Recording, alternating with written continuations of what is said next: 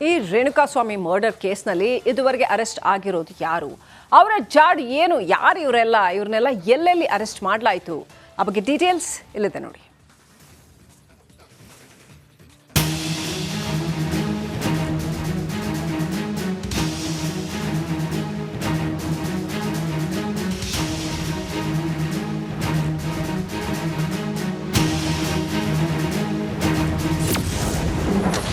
ರೇಣುಕಾಸ್ವಾಮಿ ಕೊಲೆ ಕೇಸಲ್ಲಿ 16 ಮಂದಿ ಅರೆಸ್ಟ್.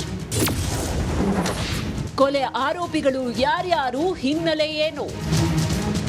ರೇಣುಕಾಸ್ವಾಮಿ ಕೊಲೆ ಕೇಸ್ ರಾಜ್ಯದಾದ್ಯಂತ ಹಲ್ಚಲ್ ಎಬ್ಬಿಸಿದೆ. ನಟ ದರ್ಶನ್ ಅಂಡ್ ಗ್ಯಾಂಗ್ ಈಗಾಗಲೇ ಪೊಲೀಸರ ಅತಿಥಿಯಾಗಿದ್ದಾರೆ. ಆದ್ರೆ ದಿನೇ ದಿನೇ ಆರೋಪಿಗಳ ಸಂಖ್ಯೆ ಏರಿಕೆ ಆಗ್ತಾ ಇದೆ. ಹಾಗಾದ್ರೆ ಈವರೆಗೆ ಬಂಧನ ಆಗಿರುವ 16 ಆರೋಪಿಗಳ ಇಂಚಿಂಚು ಮಾಹಿತಿ ಹೇಳ್ತೀವಿ ನೋಡಿ.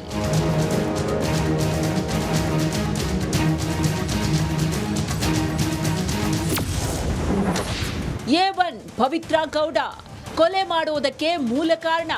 ರೇಣುಕಾಸ್ವಾಮಿಗೆ ಚಪ್ಪಲಿಯಿಂದ ಹೊಡೆದಿದ್ದಾಳೆ. ಹಲ್ಲೆ ನಡೆದ ಸ್ಥಳದಲ್ಲೂ ಇದ್ಲು. A2 ದರ್ಶನ್ ಕಿಡ್ನಾಪ್ ಮಾಡಿಸಿ ಹಲ್ಲೆ ಮಾಡಿದ್ದು. ಹತ್ಯೆ ಬಳಿಕ ಕೇಸ್ ಮುಚ್ಚಿ ಹಾಕುವುದಕ್ಕೆ ಹಣ ನೀಡಿದ್ರ. A3 ಪವನ್ ಪವಿತ್ರ ಗೌಡ ಜೊತೆಗೆ ಸಂಪರ್ಕದಲ್ಲಿದ್ದ. ರೇಣುಕಾಸ್ವಾಮಿ ಕಿಡ್ನಾಪ್ ಮಾಡುವಾಗ ರಾಘವೇಂದ್ರ ಜೊತೆಗೆ ಸಂಪರ್ಕ. ಶೆಡ್ನಲ್ಲಿ ರೇಣುಕಾಸ್ವಾಮಿ ಮೇಲೆ ಹಲ್ಲೆ ಮಾಡಿರುವ ಆರೋಪ. A4 ರಾಘವೇಂದ್ರ ಚಿತ್ರದುರ್ಗ ದರ್ಶನ್ ಅಭಿಮಾನಿಗಳ ಸಂಘದ ಅಧ್ಯಕ್ಷ. ಕಿಡ್ನಾಪ್ ಮಾಡುವಲ್ಲಿ ಪ್ರಮುಖ ಪಾತ್ರ. ರೇಣುಕಾಸ್ವಾಮಿ ಮೇಲೆ ಹಲ್ಲೆ ಮಾಡಿದ್ದಾನೆ. ಕೊಲೆಯಾದ ಸ್ಥಳದಲ್ಲಿ ಹಾಜರಿದ್ದ.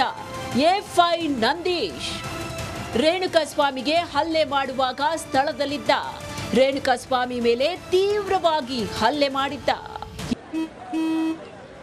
ನಡಿ ಈಗ ಶುರು ಮಾಡೋಣ. ಕೇಸರಿಯಿಂದ ಮನೋಲ್ಲಾಸ ಮನಸ್ಸು ಮತ್ತೇರಿ ಕುಣಿದಾಡಿದೆ ನೋಡು, ಮನಸ್ಸು ಮತ್ತೇರಿ ಕುಣಿದಾಡಿದೆ ನೋಡು. ಕ್ಷಣ ಕ್ಷಣವೂ ಆಚರಿಸಿ ಕೇಸರಿ ಹಬ್ಬ. ವಿಮಲ್ ಬಾಯಲ್ಲಿ ಹೇಳಿ ಕೇಸರಿ. A6 ಜಗದೀಶ್ ಅಲಿಯಾಸ್ ಜಗ್ಗ ಕಿಡ್ನಾಪ್ ಮಾಡಿ ಚಿತ್ರದುರ್ಗದಿಂದ ಬಂದಿದ್ದ ತಂಡದ ಸದಸ್ಯ. ಚಿತ್ರದುರ್ಗದಿಂದ ಕರೆ ತಂದು ಕೊಲೆ ಬಳಿಕ ಎಸ್ಕೇಪ್ ಆಗಿದ್ದ. A7 ಅನುಕುಮಾರ್ ಅಲಿಯಾಸ್ ಅನು ಕಿಡ್ನಾಪ್ ಮಾಡಿ ಚಿತ್ರದುರ್ಗದಿಂದ ಬಂದಿದ್ದ ತಂಡದ ಸದಸ್ಯ.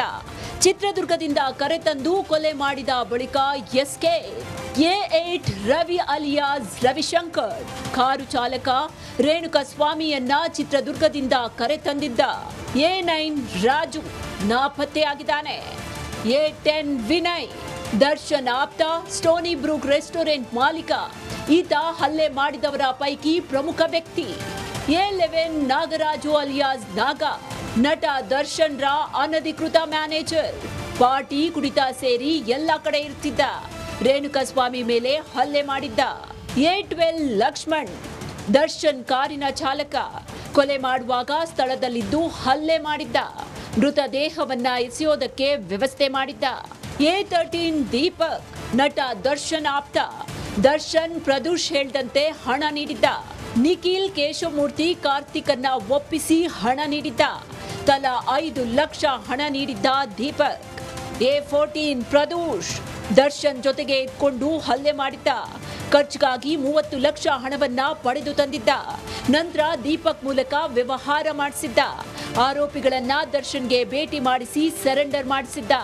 A15 ಕಾರ್ತಿಕ್ ಅಲಿಯಾಸ್ ಕಪ್ಪೆ ಶೆಡ್ನಲ್ಲಿ ಕೆಲಸ ಮಾಡಿಕೊಂಡಿದ್ದ. ಹಣ ನೀಡಿದ ಬಳಿಕ ಶವ ಸಾಗಿಸಿದ್ದ. ನಂತರ ಪೊಲೀಸರ ಮುಂದೆ ಸರೆಂಡರ್ ಆಗಿದ್ದ.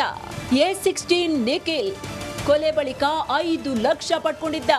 ಮೃತದೇಹವನ್ನ ಸಾಗಿಸುವಾಗ ಕೆಲಸ ಮಾಡಿದ್ದ. ಆಮೇಲೆ ಪೊಲೀಸರ ಎದುರು ಸರೆಂಡರ್ ಆಗಿದ್ದ.